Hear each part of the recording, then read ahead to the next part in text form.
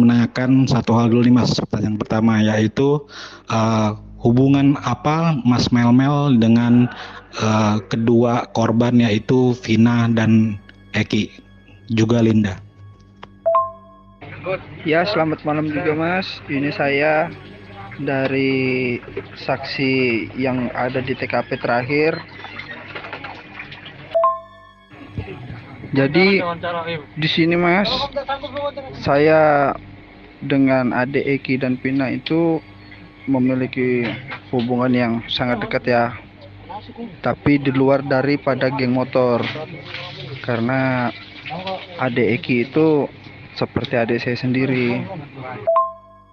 Kalau untuk Linda Mas, itu saya dikenalkan oleh Eki dan Pina karena pada malam kejadian itu si Eki nelpon saya bahwa mau menjemput adik Vina. Kalau untuk kenalnya dengan Mbak Linda, ya udah lama sih Mas. Cuma belum pernah yang namanya kita jalan bareng. Yang adanya itu saya dan Eki aja. Jadi ketika Eki punya masalah dengan Pina, Eki cerita dengan saya curhat. Begitupun dengan Pina. Jika dia punya masalah dengan Eki, dia juga curhat sama saya. Jadi ibaratnya itu saya kan paling tertua. Nah, ibarat itu saya paling tertua. Jadi saya kalau ada apa-apa mereka itu dia itu memberitahu. Oke Mas, bisa diceritakan nggak kronologisnya dari versi Mas Melmel ini pada saat malam kejadian Vina dan Eki dibunuh? Jadi di sorenya itu Eki nelpon, Kang ada kegiatan nggak nanti malam? Kalau nggak ada kegiatan, nih aku mau cerita nih ada masalah dengan Egi, bisa nggak diselesaikan? Tapi saya nggak tahu Mas itu masalah apa.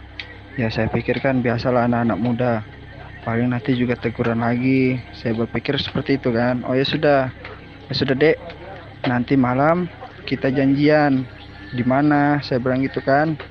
Ya udah nanti Akang saya telepon lah. Dia bilang begitu.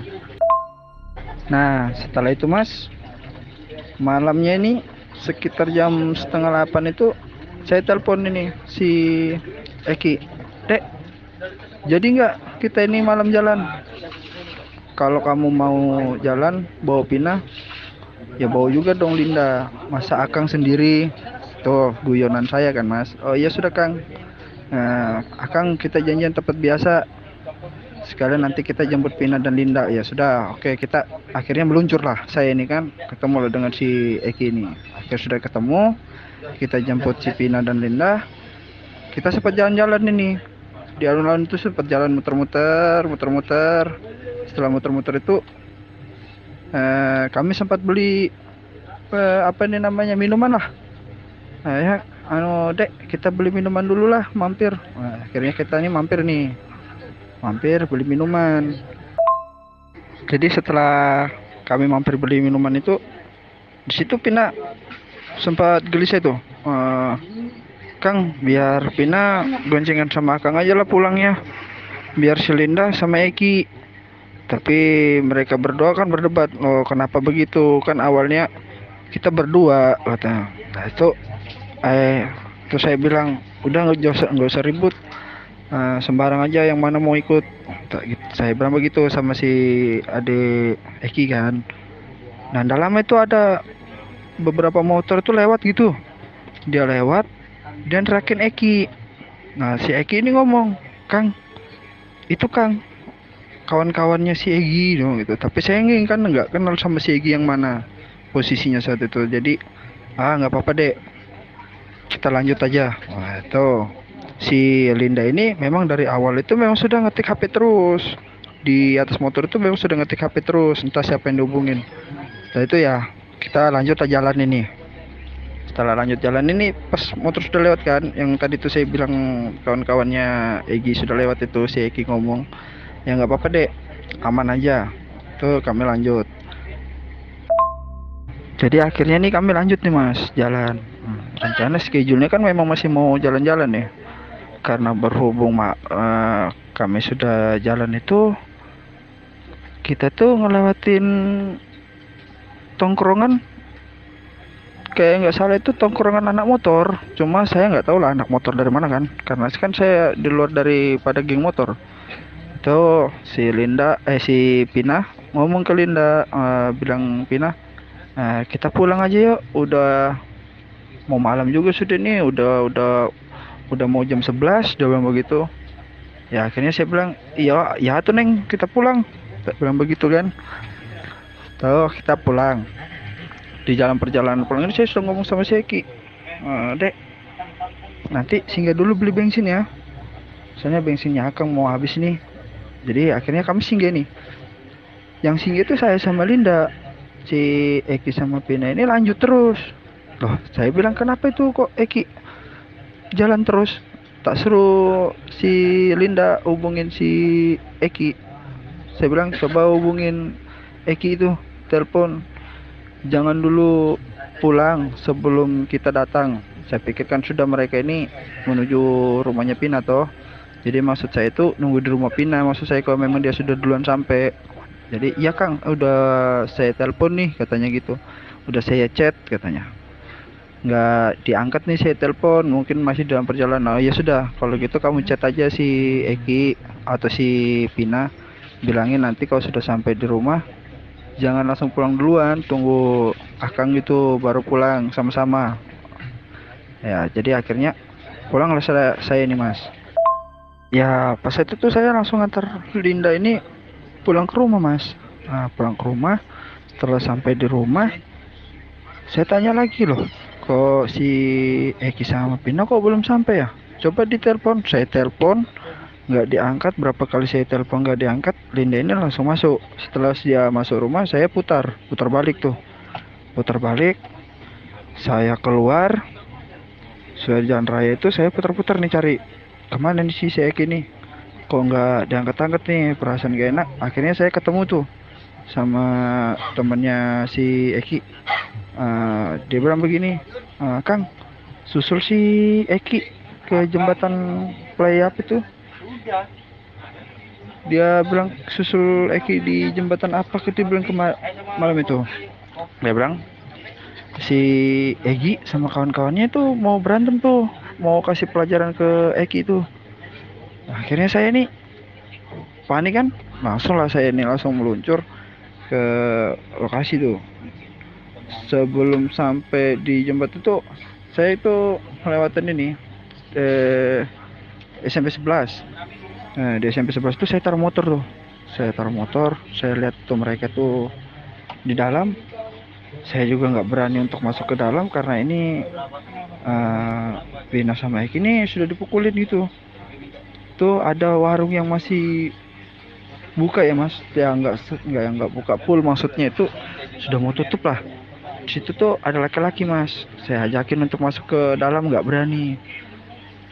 Nah dia nggak berani masuk ke dalam, akhirnya saya lah memberanikan diri ngendap, akhirnya mereka itu ya Mas. Jadi pas setelah saya sudah ngendap, saya ngelihat itu penyiksaan di 11 orang itu Mas, semuanya tuh ya itu Pina itu Mas. Saya mau maju tapi saya nggak berani, apa nanti saya jadi yang ketiganya, saya bilang begitu kan. Kalau si Eki di lokasi itu juga sudah nggak bisa ditolong. Jadi setelah Pina selesai digituin, mereka bawa ke jembatan itu. Nah di situ mereka taruh Eki dan Pina ya. Setelah mereka pergi tuh, saya ngampirin. Saya sempat tuh megang si pertama tuh, saya megang Eki ya. Di situ memang sepi betul lah Mas.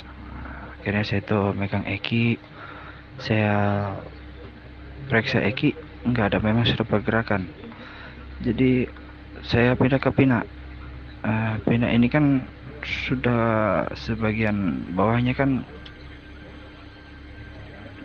eh, jadi saya yang terakhir nutupin si Pina pakai baju XTC itu, saya yang nutupin terakhir itu. Tuh Pina masih ngerespon saya tuh. Pina masih bernapas, masih ibaratnya membuka mata lah. Saya sempat bilang, maaf Neng, Akang terlambat datangnya. Dia cuma mengeluarkan air mata gitu ya Mas. Dia cuma mengeluarkan air mata, ingin ngasih tahu tuh ada yang mau disampaikan ke saya, tapi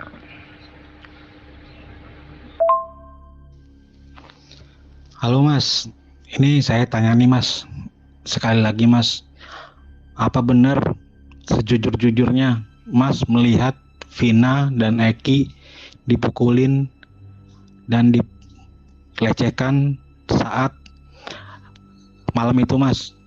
Ini saya tanya sekali lagi ya Mas ya. untuk sementara bukan saya tidak berani, cuma untuk melawan mereka itu kita harus pintar. Jadi setelah itu kita lanjutkan tadi ya Mas. Jadi setelah itu saya bilang sama Neng Vina begitu, saya cari bantuan, pergi cari bantuan, saya putar-putar nih, cari bantuan pergi. Saya pertama datangin itu warung yang pertama saya datangin, yang ada mas-mas yang saya ajak itu, ternyata sudah nggak ada Mas, udah tutup, udah nggak ada. Saya gedor-gedor pun nggak ada keluar. Setelah itu akhirnya saya balik nih. Saya sudah balik itu udah rame ya Mas, udah rame, sudah pada ngumpul nih. Sudah ketika itu rame, saya maju nih, saya ngeliat ini beberapa tersangka yang tadi ikut mukulin Pina itu di ke lokasi itu. Cuma ya saya nggak bisa berbuat apa-apa Mas. Jadi saya pas mau melangkah maju, sontak dalam hati tuh kayak ada yang nahan Mas. Kang, udah, Akang nggak usah maju, Akang cukup ambil foto kami terakhir. Seperti itulah bisikan itu ya Mas. Jadi akhirnya saya ambil nih foto. Makanya saya kenakan itu foto itu, saya kenakan sepatu ya. Nah itu sepatu samping saya itu si Eki Mas. Nah, akhirnya saya foto, tapi saya nggak bisa ngambil foto langsung satu badannya. Jadi saya ngambil foto dari bawah ya Mas. Lihat itu sepatunya Eki. Setelah itu rame sudah nih Mas, rame. Pina itu masih, kalau saya bilang masih ada napas lah, masih waktu dibawa ke rumah sakit pun itu masih. Jadi saya nih di perjalanan ini bingung ini Mas, kemana saya mau mengadu nih. Akhirnya saya punya teman yang satu kampung, saya cerita nih, ayo kita ke rumahnya Pina. Ternyata beberapa tersangka itu sudah duluan ke rumahnya Pina, ngabarkan bahwa Pina itu kecelakaan ya Mas ya. Saya tetap ada Mas, cuma di kalangan itu nggak ada yang kenal saya sama sekali, karena memang saya pribadinya kenal sama Eki dan Pina aja. Jadi waktu itu HP-nya Pina ditahan sama polisi, semuanya lah Mas ya. Tuh akhirnya polisi menyimpulkan kalau itu kecelakaan ya Mas. Karena berhubung polisi sudah menyimpulkan itu kecelakaan, hasil visum pun juga tidak jelas. Dan itu pertama awalnya itu hasil visum itu yang terdengar oleh saya, yang nempel di kemaluannya almarhum adalah spermanya Eki ya. Itu yang saya tahu pertama mas. Jadi saya bingung kok bisa ya rumah sakit nggak tahu hasil otopsinya. Seharusnya kan di situ kan ada sperma mereka. Kenapa itu tidak keluar mas? Itu pertama. Yang kedua tuh mereka bilang Eki meninggal karena terakhir ditusuk ya. Eki itu dipukul pakai balok, terus dipukul pakai batu. Begitupun juga Pina ya mas. Pina itu disiksa habis-habisan itu. Kalau si Pinanya, kalau untuk Pina memang disiksa habis-habisan tuh. Jadi saat itu mental saya betul-betul dihajar itu. Mental saya betul-betul dihajar habis-habisan sampai saya bingung nih. Akhirnya ada inisiatif saya ya. Ada salah satu temannya Linda itu ya cewek juga. Ternyata si Linda ini suka sama si Eki, tapi si Eki nggak merespon gitu ya. Ya itu cerita cinta monyet mereka lah ceritanya mas. Saya kan nggak menuju ke situ hari tuh. Jadi ada nih teman saya nih, si ya pokoknya adalah dosa saya sebut ya. Dia ngomong terakhir yang malam itu ngasih tahu ke Egi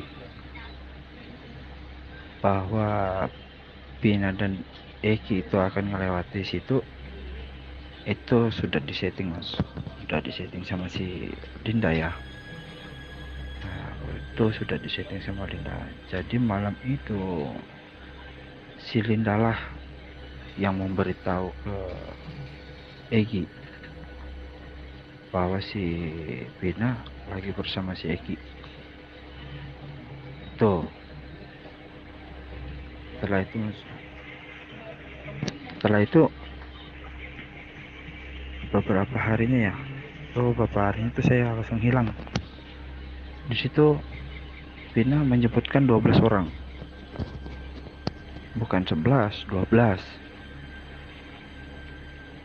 Kenapa Pina menyebutkan 12?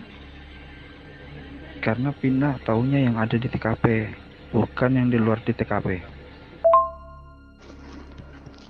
Nah, Mas, saya penasaran sama ini nih pas kejadian di eksekusinya itu. Berarti Masnya tahu dong ya wajah-wajah para tersangka saat itu kan masih tersangka ya. Tersangka yang mengeksekusi dan melecehkan Vina di tempat depan SMP 11 itu ya Mas ya? Dan kalau memang tahu wajah-wajahnya, apakah para tersangka yang diciduk polisi saat itu merupakan orang-orang yang Mas lihat di TKP di malam itu? Kalau untuk yang 8 tersangka itu sudah saya pastikan iya mas. Nggak ada yang katanya salah tangkap. Itu sudah 100% iya. Sekarang asumsinya kalau memang mereka 8 orang itu disiksa oleh polisi, apakah mungkin ini ya mas ya, apakah mungkin polisi akan membunuh mereka? Kalau memang mereka nggak bersalah, kenapa coba nggak mengelak di saat 2016 silam itu? Karena di sini masih ada saya. Kenapa Pina menyebutkan 12 orang? 12 orang yang disebutkan Pina itu terakhirnya adalah saya. Karena yang disebut yang di lokasi ya mas, yang di TKP. Tapi Pina tidak menyorot ke saya karena memang di situ saya nggak terlibat kasus pembunuhan ini ya. Di situ saya ingin menyelamatkan, dan di situ juga saya sudah seperti kakak lah buat mereka ini berdua. Orang yang pertama tersakiti itu adalah saya, Mas. Jika hukum tidak bisa memonis mereka, maka hukum saya sendiri yang akan memonis mereka. Ingat kata-kata Pina yang terakhir dia ucapkan, kalau polisi tidak bisa menghukum, maka Pina akan kasih mati semua. Itu betul Mas. Itu mutlak pasti terjadi. Dan jangan sangka si Sakala itu akan bebas berkeliaran.